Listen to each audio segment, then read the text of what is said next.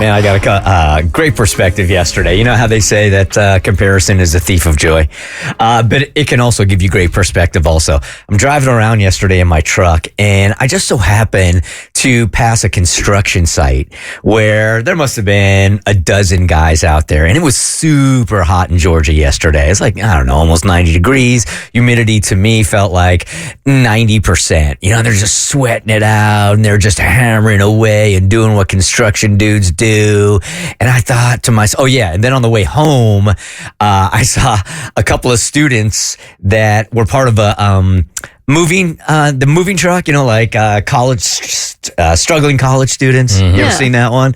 And they're sweating it out also as they're moving furniture into somebody's house. And I thought, oh my God, tomorrow morning I get to go into work and this is what we do for a living. Oh my God, yeah. I think about that every single time I pass a job that I'm just like, I don't know how you do that. And they do it dancing and happy most of the time. Yeah. I would be absolutely miserable, but here we are in this air-conditioned studio hanging out and doing stupid fart jokes and talking about stupid reality TV shows and getting paid for it. No, it's literally the greatest. When my friends talk about like going to their real jobs and they're doing their Excel spreadsheets, I'm like, I would literally die. I know, right? You sit in a cubicle all day. I know. And you know, some people are built for that. I'm not ripping on it. It's just not my personality, but there are some times where I walk back into that sales department and it is so quiet and everybody's back there looking at their screens and there's no interaction. I'd last one day in a job like that. Oh my gosh, yeah. And like for me, I can only handle our coffee machine for so long. I get to go home and at least use my at-home coffee machine. I'm like, oh my God, you have to do this for 8 hours. I remember one time I drove past a toll booth and the woman, you know, I'm thinking like, wow, you really sit in this like really small occupied space for 8 hours. And she was the happiest person I'd ever met. She was in there dancing. She was like so cheery. Like she changed my mood. She put me in a better mood. And I was just like, teach me how to approach everything in my life just like this. I feel like when I travel, I get that perspective a lot more. It's early this morning and my brain isn't working quite right yet, but let me try this one.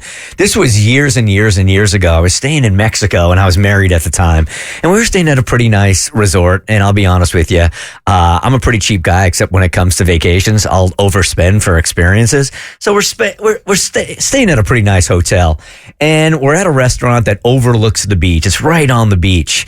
And it's nighttime. So it's like 8:30, 9 o'clock while we're eating dinner. And down the beach, I can't quite make what's happening, but I can see like there's something on 4 legs that is sort of walking or crawling down the beach. And I can hear a child behind it kind of crying, but I can't make out exactly what it is, right?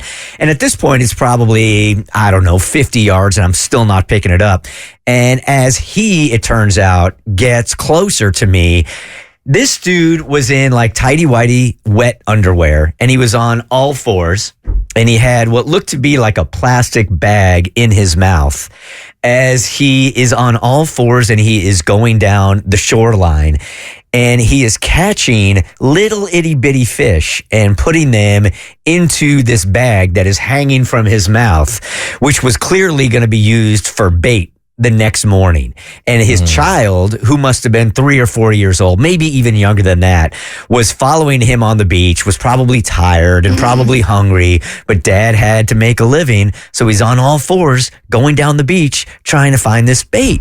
And I thought of myself at the time, like, I'm never going to complain ever again about what I do for a living, because people get up in the morning and this is their life, man. This is their job, you know? I feel like I get that perspective every single time I go on vacation. Like there is nothing that will force you to be grateful and have more gratitude than going on vacation and seeing what people have to do for every day just to make $1 and to make ends meet. I even remember being on the beach seeing men take seaweed out of the water. And I was like, that looks like impossible, but sure enough, they sitting there just taking the seaweed out the water and you sitting on the beach just like enjoying what they're doing and they seem to be happier than me. I'm like, man, this is good perspective on life. Now, to be fair, I'm sure there's people that listen to us and go, oh my God, they have to be happy every single day. They have to try and make a joke every single day. That's not always easy. I think everyone is just built for different jobs. And so like, well, we might look at a cubicle and go, oh my God, that would literally send me into a bored haze. Right. Some people enjoy the consistency and they love what they do. So I think that perspective matters as well. Yeah, some would say, oh my God, I can't believe they have to watch Secret Lives of Mormon Wives.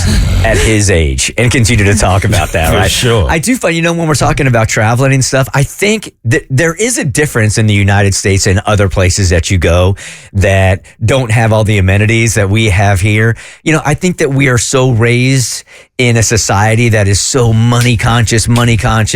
You got to get by conscious, work first, live second, that when I travel around the country and I see people that appear to me to be so much happier with so much less.